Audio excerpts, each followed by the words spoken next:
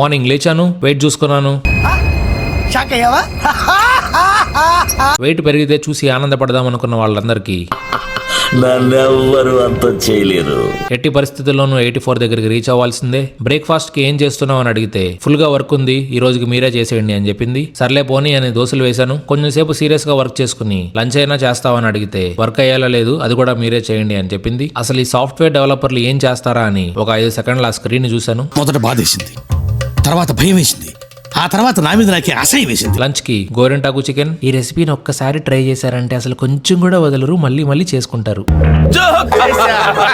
కొత్త రెసిపీల మీద మోజుతో ఏది పడితే అది ట్రై చేయకండి, శాలరీలు గల్లంతవుతాయి. లంచ్ చేస్తూ యూట్యూబ్ లో నీలాంబరి సినిమా చూశాను. ఆ రోజుల్లో ఈ సినిమాకి ఉన్న క్రేజ్ అంతా ఇంత కాదు. ఈవినింగ్ ప్రోటీన్ తీసుకున్నాను, జిమ్ కి వెళ్ళాను, ఫ్రెష్ అయ్యి పూజ చేశాను. డిన్నర్ కి air fried chicken and carrot తినేశాను. సప్లిమెంట్స్ తీసుకున్నాను, టార్గెట్ ఫినిష్ చేశాను. ఈ రోజు series recommendation the day of jackal. ఇందులో మన హీరో చాలా ఇంట్రోవర్ట్, ఎవరితోనూ మాట్లాడాడు. ఒకవేళ మాట్లాడాలి అంటే డబ్బులు తీసుకుంటాడు. నాకు అర్థం కాలేదు సార్. సిరీస్ చూస్తే అన్ని అర్థమవుతాయి. ఇది రొటీన్ క్రైమ్ థ్రిల్లర్ కాదు, ప్రతి ఎపిసోడ్ క్రేజీగా ఉంటుంది. చూడని వాళ్ళు ఉంటే ఏ వీకెండో ప్లాన్ చేసుకుని మొత్తం ఒకేసారి చూసేయండి, చాలా బాగుంటుంది. ఈ రోజుకి అంతే.